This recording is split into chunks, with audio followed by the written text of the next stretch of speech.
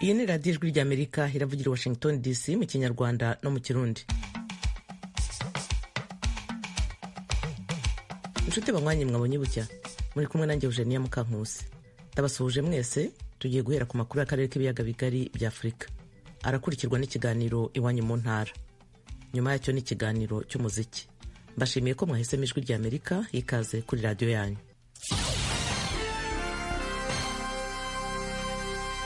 Duhere mu Burundi. Komisiyo y'igihugu yigenga ishinzwe amatora CENI ejo yatangije ku mugaragaro inyigisho zo gukunda igihugu n'izijyanye n'amatora ateganyijwe mu mwaka utaha wa 2025 na 2027. Desire Atungimana yabikurikiranye. Ivyo bikorwa vyabereye ku kibuga c'umupira w'amaguru Ingoma, vyitabiriwe n'abategetsi b'u Burundi guhera ku mukuru w'igihugu, abashinga amateka, umuhuza w'abarundi, abashikiranganji, babura amatari na bamusanteri b'igihugu cose, abarongoye imigambwe yemewe mu Burundi, abagize inzego z'umutekano, abaseruka ibihugu vyabo n'ugwaruka. Abanyagihugu ku giti cabo ntibatumiwe. Prosper Ntagwami arongoye umugwi w'igihugu wigengujejwe amatora CENI yamenyesheje ko bari ku kivi kandi ko ibikorwa bigenda neza. Yemere umukuru w'igihugu yamushinze ayo mabanga kome nabo basangiye akazi biteguye gukorera hamwe kandi bafatanye mu nda mu ntumbero yo gutegura amatora atagira kanenge. Twaremanze ko tuzotunganya amatora ataho duhengamiye. N'ubu turasubiye kuvyemerera abarundi bose na cane cane abariko baritegura kuzoja mu iganwa k'umugwi CENI uzotunganiriza bose atakuraba mpunzi, atakamwana wa mama, atamwana n'ikinono. Umukuru w'igihugu Evariste Ndayishimiye yashimiye abagize CENI aho bagejeje igikorwa. Perezida Ndayishimiye yaciye ahamagarira abarundi kuzitabira amatora mu mwaka wa 2025 umutima uri hamwe. Inzego z'igihugu zizohagarara ataho zihengamiye na cane cane mu bijanye no kwiyamamaza. Abitoza bose n'imigambwe yose bazofatwa kumwe na cane cane mu bijanye no gushobora kugira ijambo mu bimenyesha makuru. Umwenegihugu wese yifuza kuzohiganwa kandi aberekuriwe n'amategeko azoba afise uburenganzira bwo gushobora kwiyandikisha mu bitoza kandi azokwiyamamaza mu mwidegenzo. Kefa Nibizi arongoye umugambwe Kodebu yari yitabiriye ivyo biganiro, arashima ico gikorwa ca CENI, amenyesha ariko ko atacizere ko hagiye kuba amatora meza. Ivyo kandi bibaye mu gihe harahemejwe itegeko rigenga amatora. Abatari bake mu banyepolitike twavuze yuko ari itegeko rikumira. Iyo rero umuntu amaze kuba ari imbere y'ibintu nk'ivyo biza bisubiza inyuma demokarasi, nawe araheza akitunganya akaraba ingene yozibira ivyo bintu vyose bigomba guhagarika demokarasi iba mu mwidegenzo. Kuri bamwe mu gwaruka bahungiye mu Rwanda aho umukuru w'igihugu abizeza amatora meza, nabo nta cizere namba bafise. Ubu numwe muri urwo gwaruka yahunze mu mwaka wa 2015 afise imyaka 28. Gihwera mande biheze hari citwa amatora, ariko byo kuri nta matora yo ya demokarasi aheruka kuba mu Burundi, aheruka kuba mu 2005. Amatora yaraheze, barazi ngene bayiteguye, ibiharuro barazi ngene bazovyandika. Rero bareka kubesha abanyagihugu, ahubwo abanyagihugu bareka no kubaruhisha bagaraje gutora. Ku bwanje buprokama ati turabandanije uko turazi bizovamwe n'ibijya nyene bimaze imyaka bivamwe. Ntabwo hamwe umuvugizi wa leta ivyo baravuga turabizi. Ni yo uvuga iki gishasha yo havari aba umuntu aje hagati y'impande zibiri gute. Mu gihe muri kahise ku Burundi iyo himirije amatora haduka ibihuha vyinshi n'inyigisho zicanishamwe abarundi, Perezida Ndayishimiye aragabisha abo bose bafise imigambi nk'iyo mibi. Iyo hageze amatora ari amajambo abantu batangura kuzana, bagatangura kwitana amazina y'ibikoko, bamenye yuko uwita umuntu igikoko bihanwa n'amategeko. Hariho abazana amajambo abantu bavuga bati wagereranwa n'iki. Ivyo nibatezwe bato. Abama bariko barazana ibihuha ngo barukoti bagashinge ngo gukura amenyo. Ivyo vyose ababigira ndamarinda bagabisha. Ayo matora y'umwaka 2025 na y'abashinga amateka, abakenguza amateka, abahanuzi b'amakomine be n'abarongoye imitumba. Inyuma y'ayo matora y'umwaka 2025 hazoca hakurikira amatora y'umukuru w'igihugu mu mwaka wa 2027. Desire Atungimana, Kigali, Ijwi ry'Amerika. Tuve mu Burundi tujya mu Rwanda. Urukiko rwisumbuye rwa Huye ruri mu majyepfo y'u Rwanda ejo rwakatiye madamu Beatrice Munyenyezi igihano cy'igifungo cya burundu muri gereza. Rwamuhamije ibyaha 4 birimo ibya jenoside. Umunyamakuru Eric Bagirubusa yakurikiranye iyi nkuru. Umucamanza yavuze ko madamu Beatrice Munyenyezi ubwe yagize uruhare rutaziguye mu bwicanyi bwibasiye bamwe mu bantu bo mu bwoko bw'abatutsi mu mujyi wa Butare mu gihe cya jenoside. Uretse icyaha cyo gutegura jenoside, ibindi byose urukiko rwisumbuye rwa Huye rwanzuye ko bihama madamu Munyenyezi. Urukiko ruvuga ko ibyo yireguza nta shingiro bifite. Ku isonga urukiko rwamuhamije icyaha cyo kwica ruvuga ko yatanze imbunda nto yo mu bwoko bwa masotera yishe umubikira. Abatangabuhamya bagaragaje ko uwo mubikira yatwawe mu modoka ya nyirabukwe wa Munyenyezi ariwe Paul na Nyiramasuhuko. Abasirikare bamaze kumusambanya ku mabwiriza yatanzwe na Munyenyezi, nyuma baza kumwica. Urukiko kandi rwahamije Munyenyezi icyaha cyo gushishikariza abandi gukora jenoside. Umucamanza yanahamije uyu mugore ibyaha byo gusambanya abagore n'abakobwa ku gahato nk'icyaha kibasiye inyoko muntu mu 1994 n'ubufatanyacyaha mu cyaha cya jenoside. Urukiko rwavuze ko Munyenyezi yatanze amabwiriza yo kwica abandi batutsi kuri za bariyeri mu mujyi wa Butare, cyane cyane ahari kuri hoteli Ihuriro yo kwa nyirabukwe Paul na Nyiramasuhuko. Urukiko rwavuze ko ibyaha Munyenyezi yakoze bigize impurirane mbonezamugambi, ruhita rumukatira igihano gisumba ibindi kuremera cyo gufungwa burundu. Umucamanza ukuriye inteko iburanisha yavuze ko umwe mu bacamanza batatu atemeranije na bagenzi be babiri ku cyemezo urukiko rwafashe cyo kumufunga burundu. Yavuze ko ibisobanuro birambuye bishimangira impamvu uwo mucamanza atemeranije na bagenzi be impande ziburana zizabisanga mu myanzuro y'urubanza. Munyenyezi yakunze kwiregura avuga ko mu gihe cya jenoside yari atwite impanga ebyiri ndetse yari anafite umwana muto w'uruhinja ku buryo bitashobokaga ko yari bujye mu bikorwa bya jenoside. Urukiko rwavuze ko kuba yari atwite no kuba yari afite umwana muto bitamubuzaga gutanga amabwiriza yo kwica abantu, kandi ko nta gihamya cya muganga kigaragaza ko yari arwaye cyangwa se adafite imbaraga avuga. Abamushinje bemeza ko bamuzi yiga muri kaminuza y'u Rwanda mu mujyi wa Butare, wakabihakana akavuga ko jenoside yabaye yiga mu ishuri ryisumbuye ryigenga rya Sefoteke ryo mu mujyi wa Butare kwitaba. Umucamanza kanzura ko ikirebwa atari amashuri Munyenyezi yize, avuga ko urukiko rwarebye ibikorwa bigize ibyaha yakoze. Impande zombi ziburana zari mu cyumba cy'urukiko. Abanyamategeko bunganira uregwa Brice Bikotwa na Felicien Gashema batangaje ko bazajurira icyemezo cy'urukiko rwisumbuye rwa Huye. Madamu Beatrice Munyenyezi w'imyaka 54 y'amavuko ni umunyarwandakazi uvuka mu majyaruguru y'u Rwanda mu cyahoze ari prefegitura ya Byumba, ubu ni mu karere ka Gicumbi mu murenge wa Rushaki. Ni umukazana wa Paul na Nyiramasuhuko wari minisitiri w'umuryango kuri guverinoma y'abatabazi. Uyu yakatiwe imyaka 47 n'urukiko rwa Arusha nyuma yo kumuhamya ibyaha bya jenoside. Umugabo wa Munyenyezi ariwe Arsene Shalom ntaho bari nawe yakatiwe gufunga imyaka 25 ku byaha bya jenoside. Mu kwezi kwa gatanu mu mwaka washize 2021 nibwo igihugu cya Leta Zunze Ubumwe za Amerika kirukanye Munyenyezi ku butaka bwacyo. Ni nyuma yo gusanga yaratanze amakuru atari ukuri ku nzego zishinzwe abinjira n'abasohoka muri Amerika. Ibyaha aregwa byose arabihakana akavuga ko abimushinja batamuzi. Munyenyezi avuga ko azira kuba ari umukazana wa Nyiramasuhuko. Uruhande rwatsinzwe muri uru rubanza ruracyafite iminsi 30 yo kujurira icyemezo cy'urukiko. Bagirubusa Ijwi ry'Amerika i Kigali. Muracyari kumwe na radio yanyu Ijwi ry'Amerika, tugeze ku mwanya w'ikiganiro Iwanyu mu ntara. Iwanyu mu ntara. Tuyagire mwisanzuye ku Ijwi ry'Amerika. Ni kuva ku wa mbere gushika ku wa gatanu kuva isaha 7 gushika isaha 7:30 z'umutaga. Iwanyu mu ntara, iwanyu mu ntara, iwanyu mu ntara.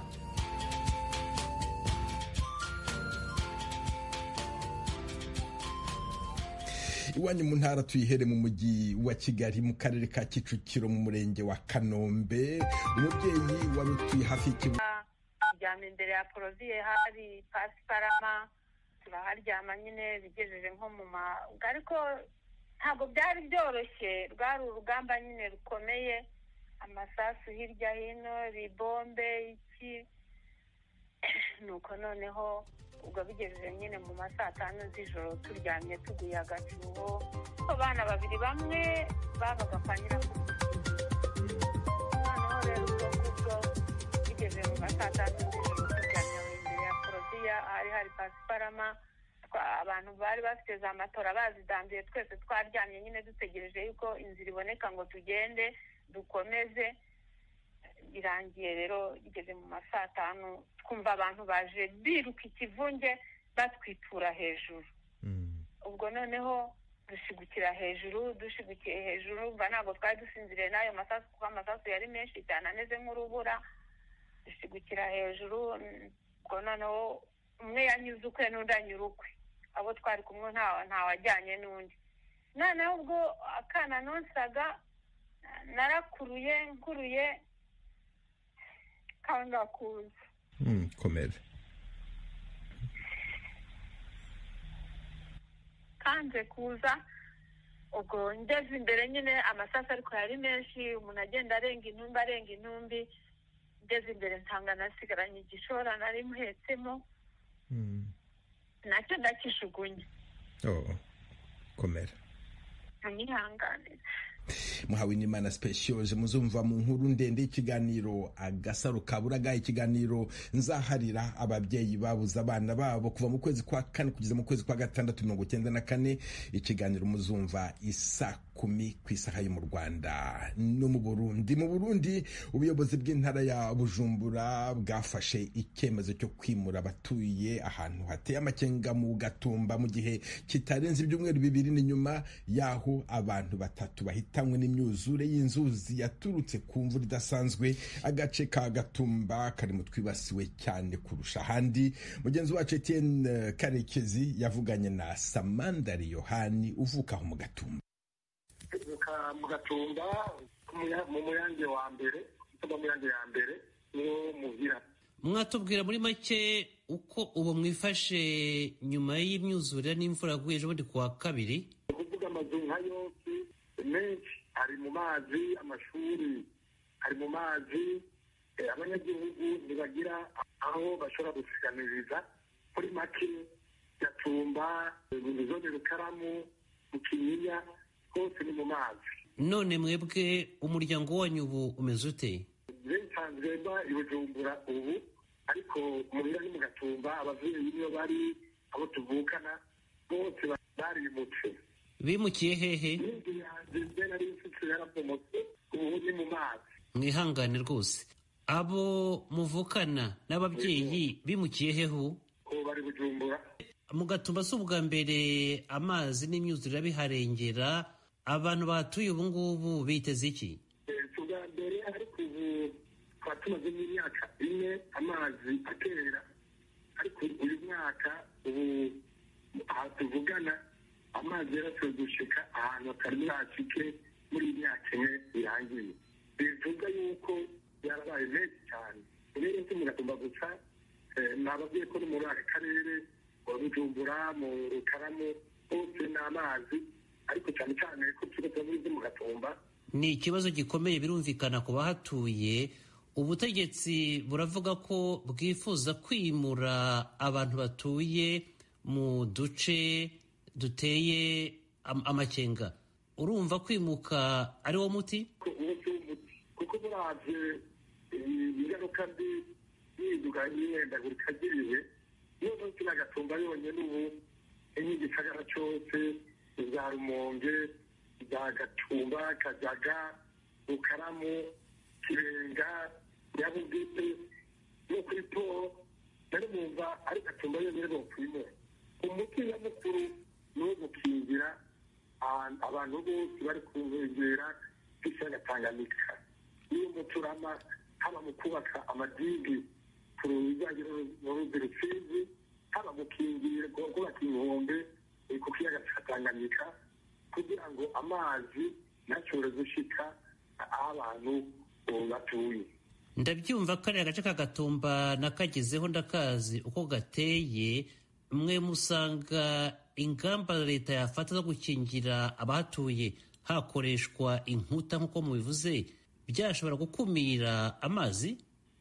Sinibaza yuko kwimura abantu ari byo byozana umuti wo gukingira amazi mu Gatumba. Oya, naho mukura y'abantu n'abantu bogenda bakimuka, urumva yuko hadakingiwe amazi azoguma ahateye. Kanatsinda umuti urama nk'uko nahemeje kubabwira, ni uko buraba gukorwa ivyigwa kugira ngo bashobore gukingira Gatumba mbere n'aho handi hose hashoboye guterwa n'amazi leta igafata ingingo zo kwakingira bimwe bivuye inyuma kuko umunyagihugu burya kumwimura ukamujyana ahandi atabamenyereye urumva ko bifite ingaruka mbi cyane kuri we ku buzima bwiwe no ku muryango wiwe mbere no ku gihugu kuko iyo turimo turarondera imiti tukurondera umuti w'iminsi ibiri cyangwa w'ukwezi ariko no kurondera koko umuti urama nawo si murabe abanyagihugu umuti urama no kubakingira. Ndabashimiye cyane kandi mwihangane.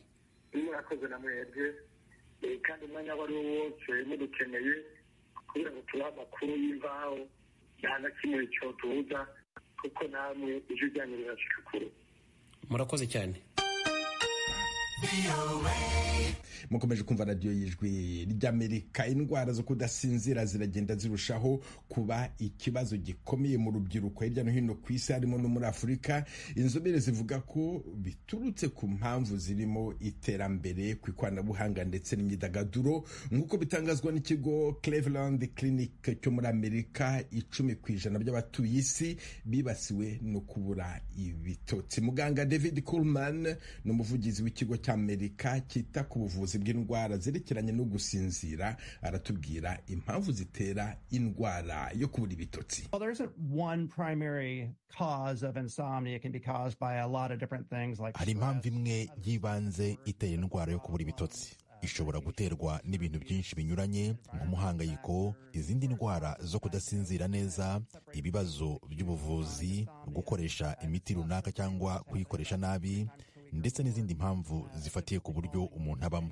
Ku bijyanye n'uko isuzumwa, dushobora gutandukanya hagati y'uburwayi bwo kubura ibitotsi bumara igihe gito ndetse n'ubwa burundu. Niba uku kubura ibitotsi bitarengeje amezi 3, umuntu akaba yamara nk'inshuro 3 mu cyumweru cyangwa izirenzeho gato, agorwa no gusinzira cyangwa akaguma ari maso kandi yari afite uburyo bwo kuryama ngo asinzire, aho tuvuga ko ari igihe gito kandi atari ngombwa kubyita uburwayi bwa burundu. Ariko kandi iyo bigeze kuri icyo gihe cy'amezi 3, ni ngombwa rwose kugerageza gufatirana hakiri kare, ukaza ukavugana n'umuntu tukareba niba twatahura ikirimo kubitera ndetse bikaba byavurwa.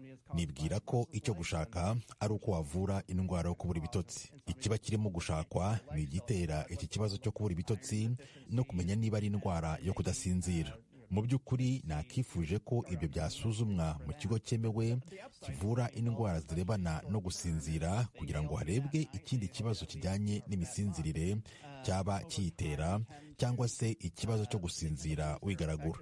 Urugero, hakarebwa niba birimo guterwa n'indwara yo kurashya amaguru, ariyo akenshi ikunze gutera uburwayi bwo kubura ibitotsi. Hari abantu amaguru yabo atajya aguma hamwe nijoro baryamye. Hari kandi ugusuzuma niba ari ikibazo cy'ubuke bw'ubutare bwa fer, no gusuzuma hakarebwa niba watangira kuvurwa.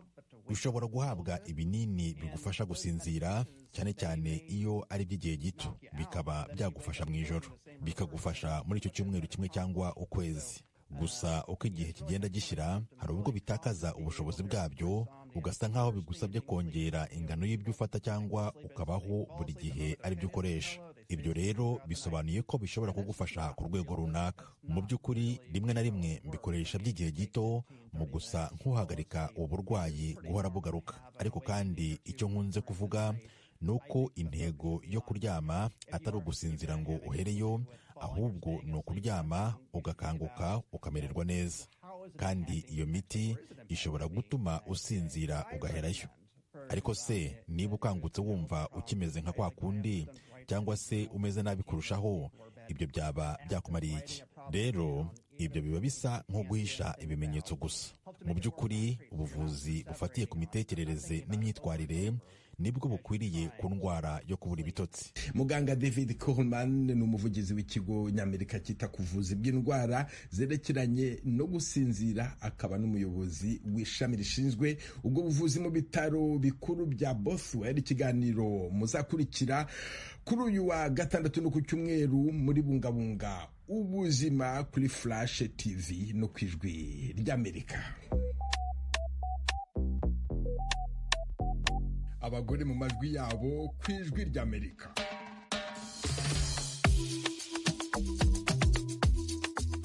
buri munsi kuwa gatanu mu kiganiro iwanyu mu ntara saa 7:20 tubagezaho ikiganiro cy'abategarugori. murakoze gutera iteka abigeme n'abapfasoni ku ijwi ry'Amerika.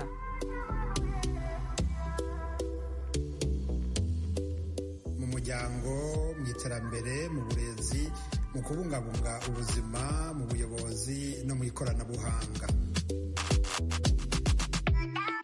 guha ijambo umugore no kwiteganyiriza. N'ikiganiro ku mibereho y'abategarugori mu Rwanda no mu Burundi, mu karere k'ibiyaga bigari, mu nkambi no mu bindi bihugu ku ijwi ry'Amerika.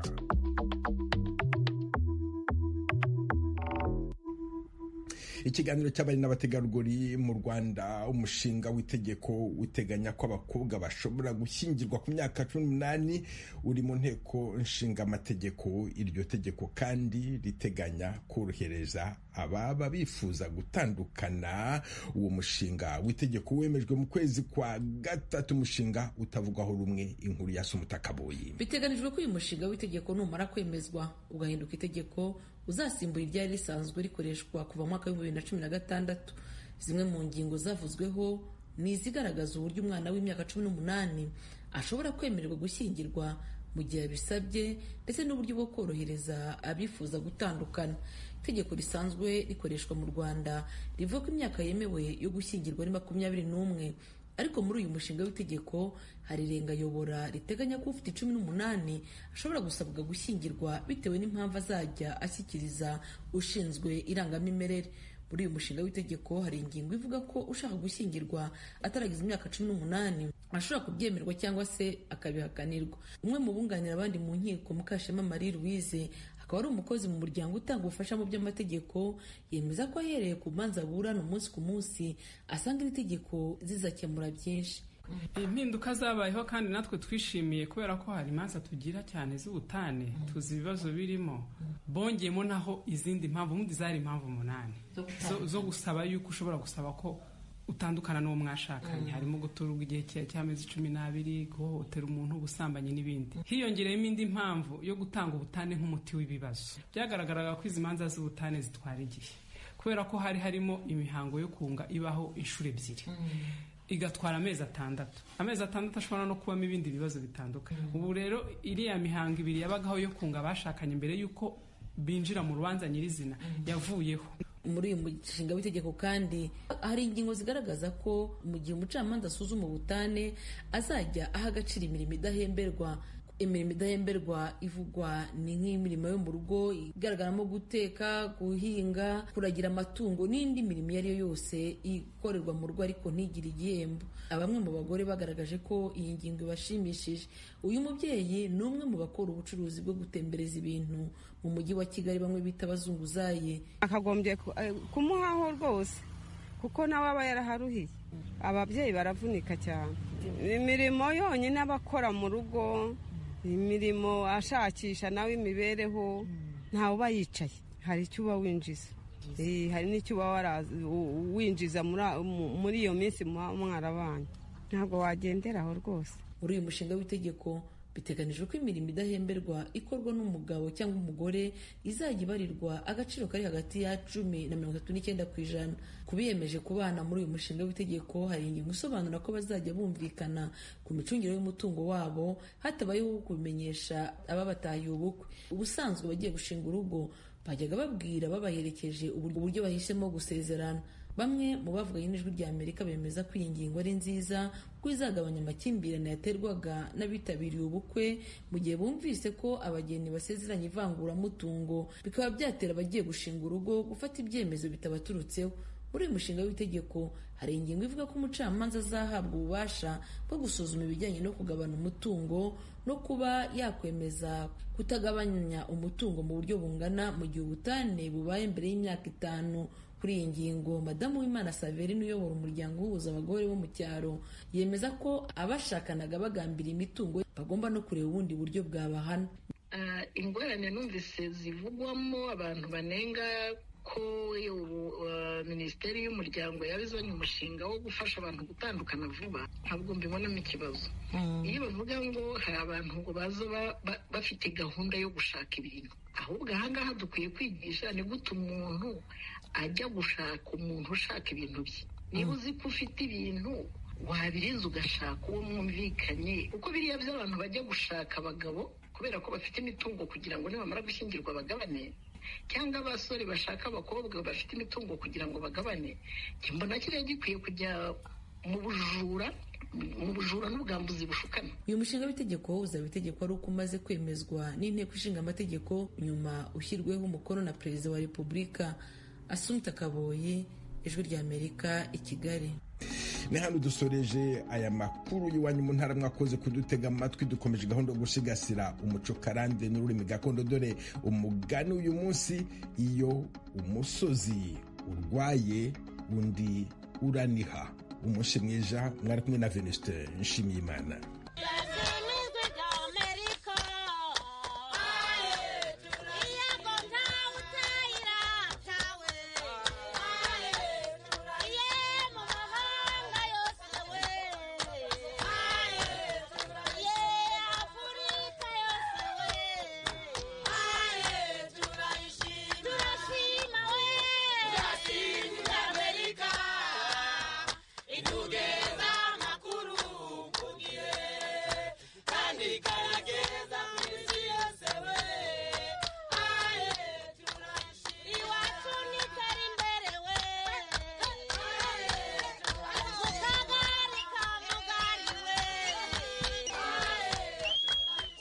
muri kumwe na radiyo yanyu Ijwi ry'Amerika mu Kirundi no mu Kinyarwanda.